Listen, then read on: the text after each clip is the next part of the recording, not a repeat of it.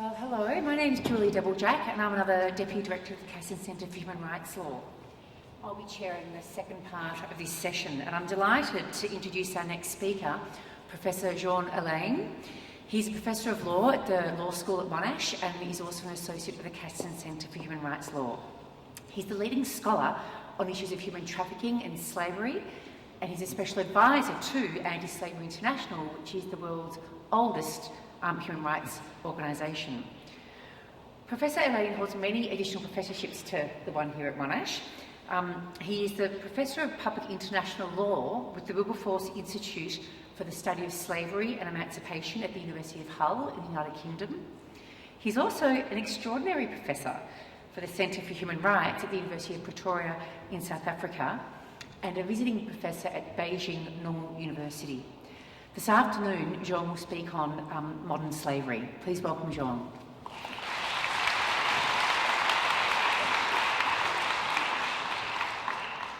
Good afternoon. Let me first say that I've only been in Australia for 6 months, and part of coming to Monash University was recognizing that I could be part of the Castan Centre. And I would say that the Castan Centre is one of maybe a handful of human rights centres around the world that has an imprint that goes beyond its country. And so I'm very happy to be associated with the Castan Centre. The second is, I must say, I'm very humbled by what I've heard thus far, and in many ways I don't feel very comfortable in giving what will in many ways be an academic perspective, maybe a larger and an internationalist perspective on the issue of modern slavery, because of the richness and really the real life experience. And I guess what I'm hoping to do in the time that I have is just give a sense of what's coming with the possible introduction of a Modern Slavery Act here in Australia. So for me, it's a cautionary tale, because not so long ago, 15 years ago, the leading scholar on issues of slavery, Suzanne Myers, wrote that the concept of slavery itself was virtually meaningless in 2005. So how have we gone from a context in which slavery, the concept of slavery, was meaningless 15 years ago, to today being part of the consciousness of not only we will see it grow in Australia, but elsewhere through the world. So why was it meaningless, and what's changed? Well, first of all, it was meaningless because slavery was so caught up and effectively synonymous with legal ownership that because slavery had been abolished in law, this movement to suppress the European Western enslavement, so-called slave trade of peoples of African origin, meant that the law of slavery, in abolishing it, had effectively ended slavery. So that throughout the 20th century, slavery didn't exist. It couldn't exist. It had been abolished in law. So there was nowhere in the world where you could legally own another person. But slavery itself had, beyond its abolition, a visceral capital to it. There was benefit in attaching the label slavery to other things. And that's most apparent in the appropriation of the term slavery with regards to prostitution in the late 19th and early 20th century to address a new phenomenon. And that was the ability of women to move across international borders in the age of steam. Trains, steamships meant that women could now travel independently in the context of European imperialism, right? And as individual players could be prostitutes. This attempt to control it was labeled the white slave traffic. from about 1870 to the First World War. So slavery, right, that industrialized enslavement, right, destruction of Africa, the movement of a large amount of Africans enslaved to the New World, right, to literally changing the face of the New World. Having been abolished, the term itself is appropriated to deal with something else, prostitution. Because it is in law dead, so you can use it in other contexts. Through the UN era, so 1945, continue, the precursor of what is called modern slavery now was called contemporary forms of slavery. And in the 1990s, so not very long ago, in the 1990s, the UN Working Group on Contemporary Forms of Slavery looked at the following institutions or practices under the heading of slavery: children in armed conflict, removal of organs, incest as slavery, migrant workers, sex tourism, illegal adoption, early marriage, and detained juveniles. This very expansion then led to this understanding by Suzanne Myers that if everything could be slavery, then nothing was slavery. Virtually meaningless. So what changed? What has changed in the last 15 years in the 21st century? Well, the first is precursor, the end of the Cold War, and, if you wish, a reemergence of the white slave traffic. Eastern European women to Western Europe, which leads to the creation and the movement towards an anti-trafficking UN protocol, the Palermo Protocol. Second, so that's the first stream. The second stream is the establishment of ad hoc criminal tribunals and ultimately the creation of an international criminal court, which has as one of its international crimes enslavement. And third is the Durban Conference of 2001 against racism, where slavery and the slave trade is considered as a crime against humanity and, quote, should have always been so.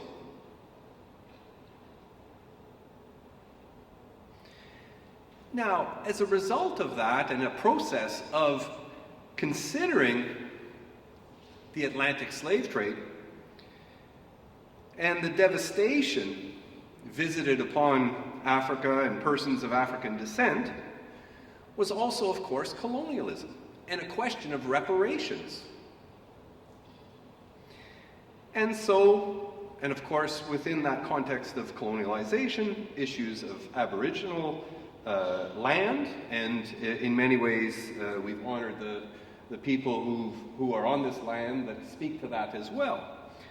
But to some extent, that the movement towards modern slavery should also be recognized as to some extent a diversion from talking about repairing the past. So these three streams emerge which bring into context this understanding of, or this movement towards modern slavery. So there is a renewed vigor.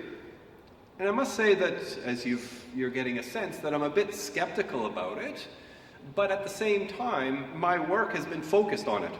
And it's been focused on it to, in many ways, what I sought to do and what I've been doing is to take up the challenge that Suzanne Myers proposed and ask the question, can slavery be more than meaningless? Is there meaning to be found? And it seems to me that there can be, and there is, to the extent that we put legal parameters around it. And that's what I've been busy with.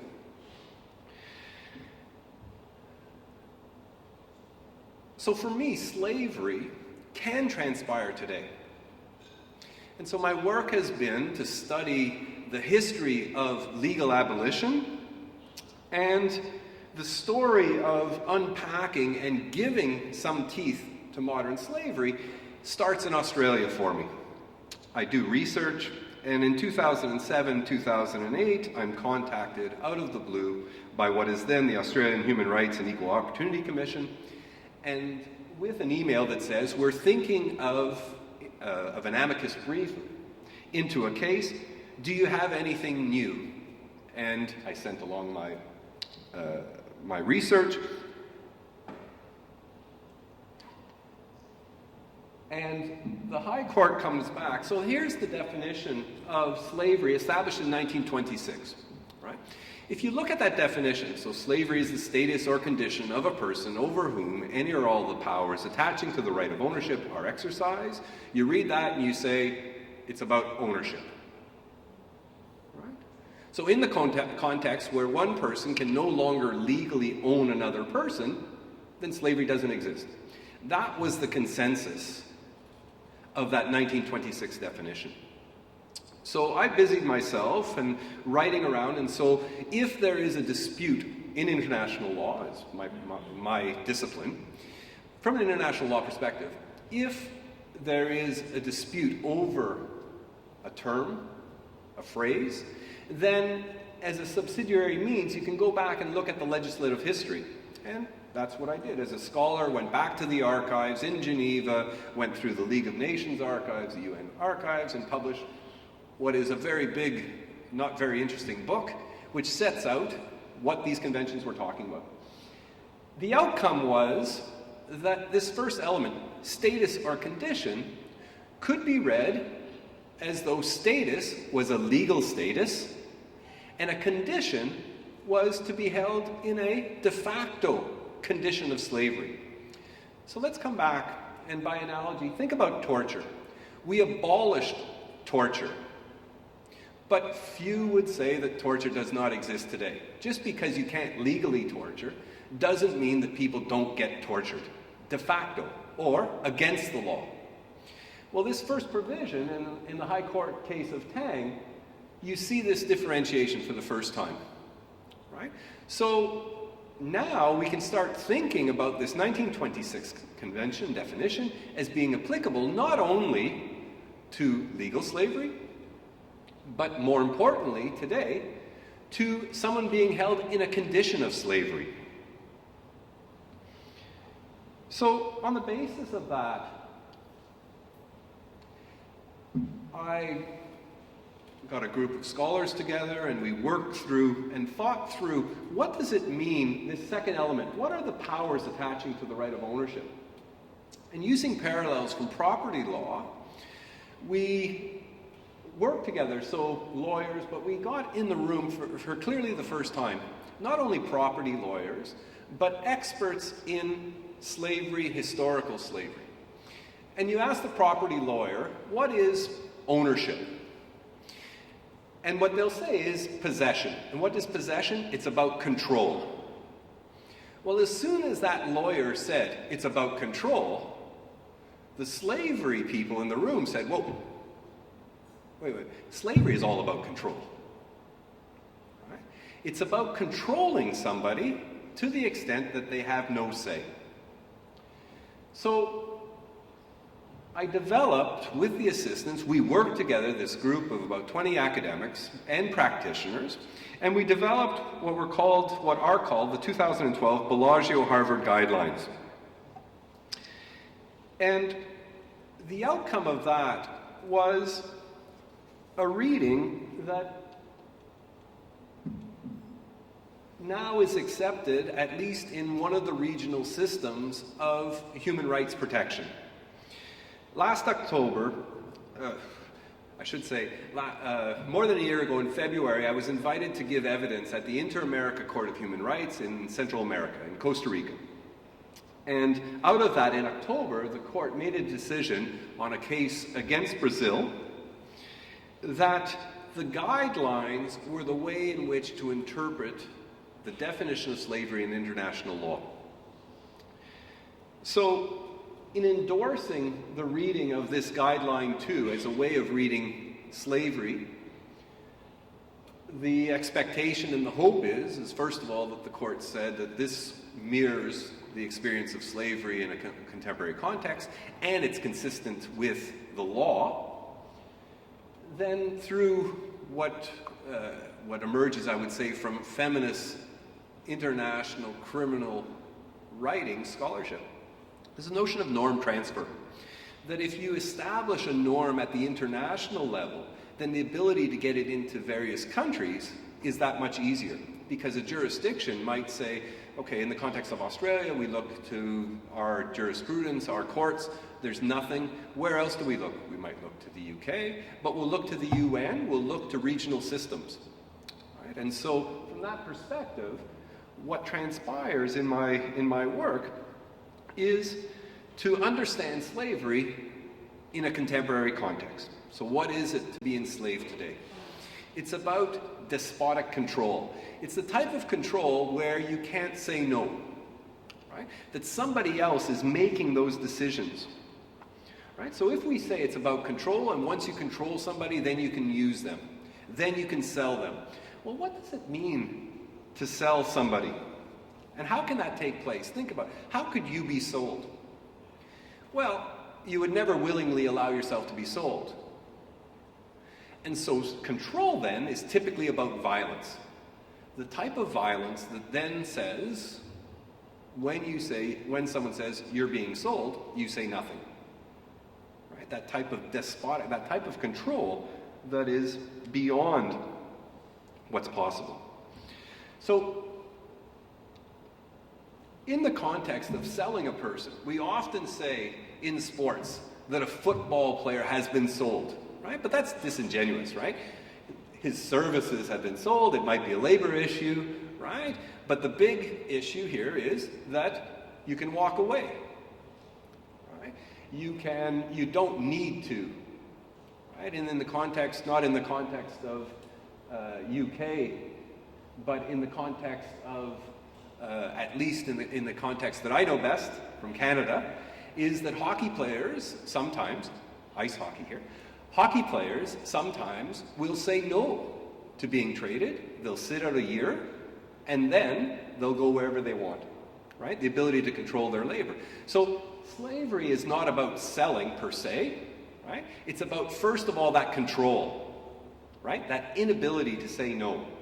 Once you've established that control, then, if somebody is sold, so if you read that first, right? So, buying, selling, or otherwise transferring may provide evidence of slavery. But then having established control tantamount to possession, then the act becomes enslavement.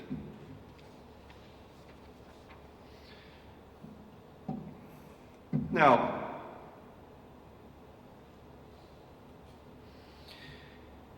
what is modern slavery? Then, modern slavery is more than slavery, right? It is an umbrella term that seeks to capture things. It captures, for instance, trafficking. What is trafficking? Trafficking has, in international law anyways, the movement of a person across an international border through violence or deception, with the purpose being to take advantage of that person, to exploit that person. And the Palermo Convention mentions such examples of exploitation. It talks about prostitution, it talks about slavery, but it also talks about forced labor. And so we might think, okay, forced labor. Who's for forced labor? Forced labor is wrong, but in a sense, modern slavery, the bottom of modern slavery, starts to leak out when we recognize what forced labor is. So first of all, we should always remember that when we're talking about human rights, we're talking about rights vis-a-vis the state. We're seeking to protect ourselves from the state. And this often gets lost. So states have sought to emphasize that modern slavery is important, and it's part of the SDGs, the Sustainable Development Goals, that, for instance, forced labor, that we should take immediate, effective measures to eradicate forced labor. But forced labor, and there's the definition of forced labor in highlighted, all work or service which is extracted from any person under the menace of a penalty for which that said person has not offered himself voluntarily. Fine. But there are exceptions to forced labor. The state is allowed to force labor, right? So on the one hand, we say forced labor is bad, terrible, but on the other hand, we say it's okay for states to use forced labor. In the context of compulsory military service, right? So that definition was established in 1930, and there's been a large movement of conscientious objectors, right? And at least the question can be raised whether the state should be allowed to compel military service. It's at least a question. Others, prison labor, especially in the context where you can use forced labor in prisons, but places like Canada, the United States, and as I understand it, Australia, the privatization of prisons raises a question about using forced labor, right? For me, the question is not so much, well, is it all right for the private sector to use forced labor? Should we allow for forced labor? And then the other two are kind of relics of the colonial setting of civic obligations and communal service.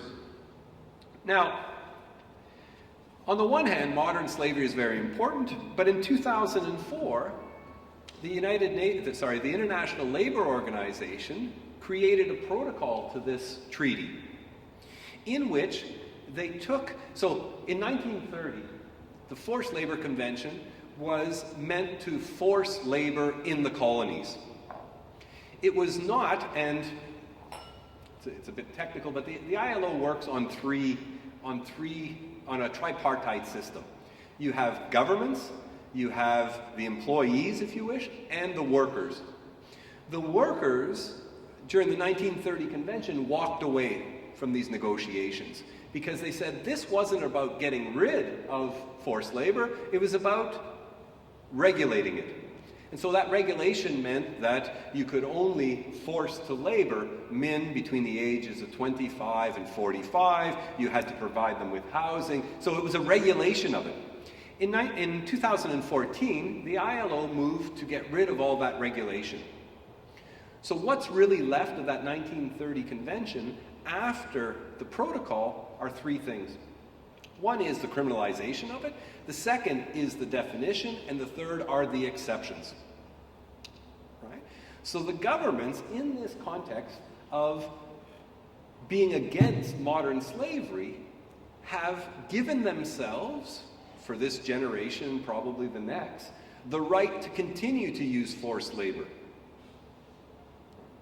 So in that context, how do we think about modern slavery? Well, we should think about it in the legal context, right? And that slavery, the slavery element, it seems to me, will have to be quite narrow in what we understand. Forced labor, trafficking, but we should recognize that, for instance, working conditions are not part of it to some extent, right? So decent work, minimum wage, the type of regulation that if you have in place and you enforce, then the possibility for forced labor, for enslavement showing up is very difficult. Right? And this law, of course, doesn't speak to the structural elements of poverty, right? Of gender, of race, and it doesn't speak to issues of migration, right? That oftentimes what causes modern slavery is legislation of states, right? Once you are in Australia, once you are in the UK, you can't work legally. So you are open to exploitation because you can't work within the ordinary sector, you have to work in the grey sector, and that's where exploitation takes place. Now, there's a movement, and to sum up, I would say, or to kind of have you think forward, with a move to establish a modern slavery act here. and the understanding from the Commonwealth that it will be modeled on the UK experience. Let me just say, because I was also involved, previous to here, I was based in the UK and involved in the movement towards the Modern Slavery Act there, is that in the UK there's been a mass movement of deregulation, that there is no effective monitoring of the workplace around the national minimum wage. But at the same time, what's been recognized is a move to regulate labor providers. So there's a recognition that on the one hand you want to get rid of deregulation, but at the other that you've got to keep an eye on labor providers. The second is the movement within the UK has not been truly homegrown. The UK has been forced into pushing modern slavery legislation because of its connections to Europe. European law, but also has been hit hard by the European Court of Human Rights. And so if you look at what's required from Europe and you look at the UK system, you'll see that it almost mirrors what's required. So to say that it's a system that is specific to the UK masks all the other types of legislation, European legislation, that seek to protect workers. Which leads me to a kind of my sense of the Modern Slavery Act. And that is that the Modern Slavery Act is a bit of a nuclear option. That if you are in a workforce, if you are hiring people, and you are treating them in such a way that it amounts to forced labor or slavery, then the authorities will go after you.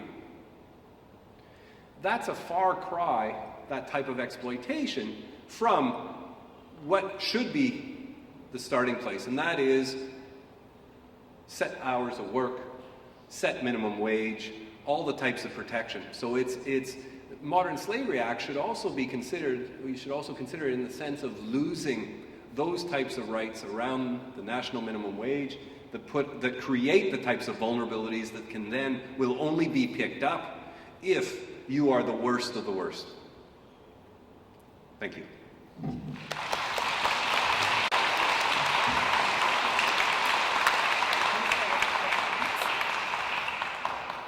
I was about to start the pen going. So we've got about 10 minutes of questions. So with roving mics, up the top left. Well, my left, sorry.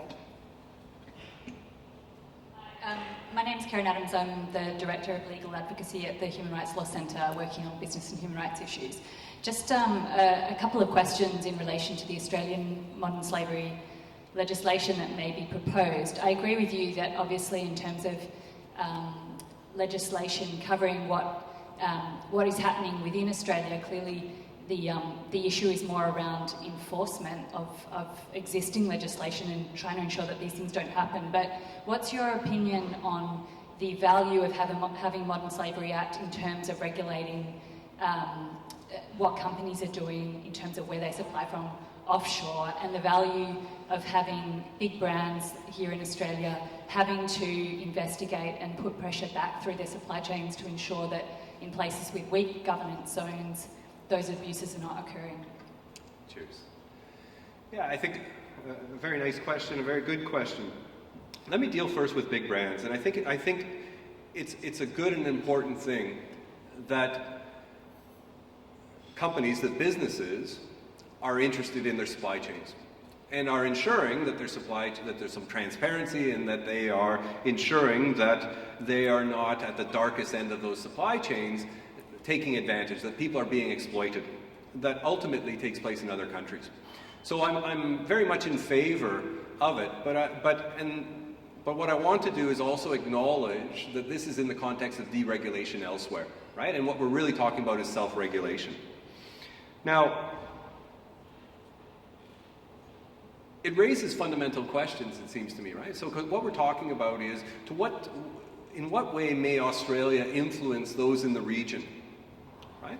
And what are we trying to do? Are we trying to lift standards of living in other places? Right? And how does that, so who would be in favor of that in the context of Australia? Right? Does it mean more expensive goods for us? If so, then we should be acknowledging that and accept it and be willing to accept it. Right? So that's one part of it. The second part is, how do you relate to violations? And how do you deal with those violations? At the moment, with regards to business and for the foreseeable future, it's about self-regulation, and quite light self-regulation. From that context, I tend to be someone who takes a long look at it, is to say, let's, first of all, and in the context of the UK bill, the UK Act, it's still too early to tell what the real impact of that will be. But if you've got companies thinking about it, at least they're thinking about it, right? If they have to produce on a website that they are from year to year either looking or not looking, then that creates avenues for advocacy, for people to maybe follow up and to see, well, you've said this, is that an accurate assessment or not? Right? What I saw in the UK with regards to business and human rights around modern slavery was very curious. That the movement towards a Modern Slavery Act in the UK was about a 2-year process. And it was only in the last maybe 4 months that you had what I would call business champions. Complete silence until those last 4 months, where 2 or 3 people from leading organizations stood up and said, this is the right thing to do. During that process, the main labor supplier went from feeling awkward in the room to being one of the leading proponents of it. And the reason he was in favor of it was that the people that he worked with were reporting and saying, if we've got these standards, then the people who are undercutting us, right, what they would call in the UK the cowboys, we will report them. So what it created was this sense, right, that business would start reporting not on itself, but on those around it. And you would create an atmosphere in which it was very difficult to get away with it, that there were more eyes on the ground, if you wish. Now, some of the arguments is that with the big brands taking on, they have the employees, enough employees, right? They have people, they have a department of corporate social responsibility. The question is about the smaller firms, and does this create the kind of issues that might force out, you know, that tend towards monopolies of those who can versus those who can't. Those are the types of questions that I'm a bit interested in. Again, I think it's an interesting, and I must say in Australia is the first time I've been invited to a meeting where the social corporate responsibility people of 25 companies were in the room, and they were all talking my language. I've never seen it, and I can only draw maybe 2 possible conclusions for it. One is, either that's the first time that's ever happened, or 2, I've never been invited to such a meeting before. I don't know the answer to that, but for me it was very curious, because I couldn't believe that you had people in business who were speaking my language, and I was talking their language. That to me is in itself impressive, especially in the context that for 20 years I've been studying this, and for a very long time it was meaningless in law. And so to see where it is today is for me quite spectacular, not in a proud way, but in a way of an academic, to see something taking a phenomenon and to be able to be part of that as well is quite intriguing. But before we break, please join me in thanking John.